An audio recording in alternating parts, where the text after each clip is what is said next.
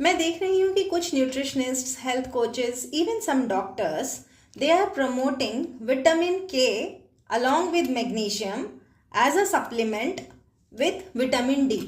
तो vitamin D के supplement के साथ वह बोल रहे हैं कि विटामिन के और मैग्नीशियम भी लेना चाहिए। तो यहाँ पर मैं आप लोगों को ये बता दूँ कि विटामिन के और मैग्नीशियम की सबको ज़रूरत नहीं पड़ती।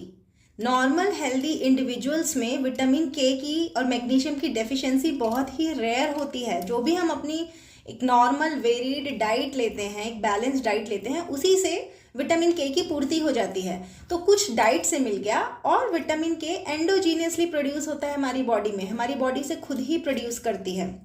हमारे गट में विटामिन के2 प्रोड्यूस होता है, कुछ जो बैक्टीरिया होते हैं वह इसको एंडोजीनियसली प्रोड्यूस करते हैं।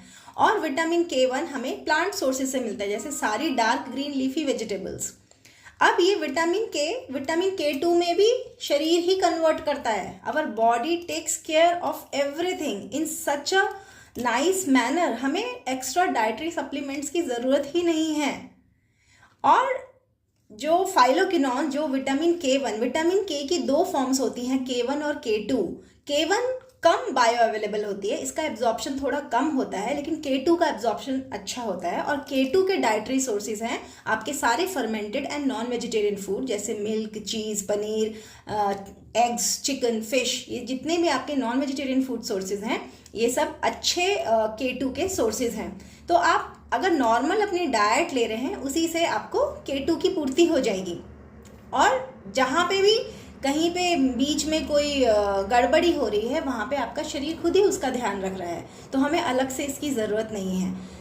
खास तौर से ध्यान देने वाली बात यह है कि सिर्फ पोस्ट मेनोपॉजल ग्रुप को ही विटामिन के2 सप्लीमेंट किया जाना चाहिए, क्योंकि अभी तक सारी स्टडीज़, सिर्फ जितने भी रैंडमाइज कंट्रोल ट्रायल्स हुए हैं, उनका जो मेटा एनालिसिस हुआ है, उसमें यही निकल के सामने आया है कि एल्डरली पीपल में, स्पेशली पोस्ट मेनोपॉजल फीमेल्स में, के2 का सप्लीमेंटेशन किया जाना चाहिए और उसकी एफिकेसी अच्छी है। और at the same time non post menopausal group में, लेकिन नॉन ऑस्टियोपोरोटिक ग्रुप, मतलब जिन लोगों को पोस्ट मेनोपॉजल ग्रुप तो है लेकिन ऑस्टियोपोरोसिस नहीं है, तो उसमें उसकी कोई खास एफिकेसी है नहीं विटामिन के सप्लीमेंटेशन की।